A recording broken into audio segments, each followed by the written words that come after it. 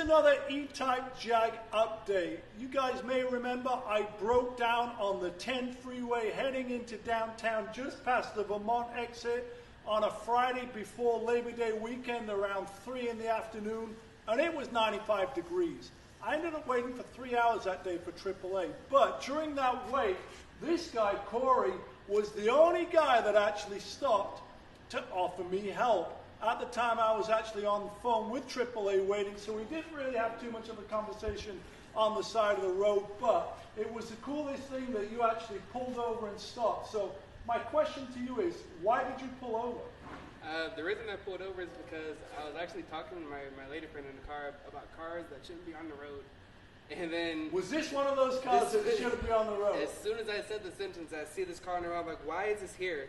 And I pull over, I see you, I'm like, oh my God, like I can't believe it's Magnus Walker. So I had to ask if you needed help. So two things. First of all, massive thanks for pulling over, but why should an E-Type Jag not be on the road in 95 degrees on a holiday weekend? Many reasons. I mean, it's Los Angeles, people can't drive. You don't want to get hit or anything. And like, look at this thing, like it's spectacular. I've never seen this car in the roads in LA ever in my life, so it's just too rare to see. You want to sit in it? I never gave you that opportunity that day. Why don't you come on in? We'll see how that fits for you. Slide on in there. Oh my goodness. We'll get you in it, see how it fits. The smell. It smells so good. How does it feel inside there? Jesus, this is so nice. Like the view, wow, you can see everything. It's like a fishbowl almost. You've never been in an E-Type before? No, I've never seen one in person Wow. before. I've only played this in this car on Forza. Ah, you played it on Forza. Yeah, this car is amazing. Wow. Tell me a little bit more about, why don't you step out that way we can see you. You can stay right there. We'll close the door. You're a chef, right? Yes, I am. So he pulled over, offered me help. I was kind of dehydrated that day. Then later on that day, I see a comment because I'd posted on the gram, hey, I broke down in the Jag. You commented, you're the guy that pulled over. You're a chef, right? Yes. Tell us what you do. What do you do? Well, I'm a chef at Apple Valley Speedway. Apple Valley Speedway, yeah, okay. it's called Grange. It was called Grange. All right. But I do a lot of catering for drifters. Ah, catering for drifters. Yeah. What do drifters like to eat? I mean, right now, like tacos, burgers, barbecue. Yeah. What is your favorite food that you like to cook?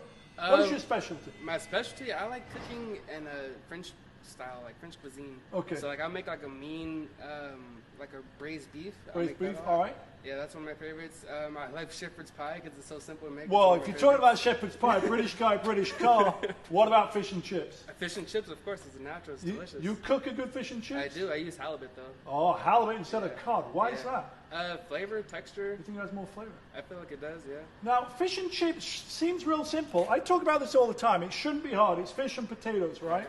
But yet it's hard to find good fish and chips. Most of the time, in my experience, they're overcooked, soggy, and greasy. Exactly. Why is that? Why do people overcook fish? People are scared of the temperature control. They don't really know like what temperature fish is supposed to be cooked at. What should it be at to get that light, crisp, flaky? It should be, I think it's don't quote me on this, I can't remember. I think it's 145, okay. 150, around 145. there. Yeah. Okay, we will see. So, you're cooking in fish and chips, you're cooking for drifters. What else can you tell us about you?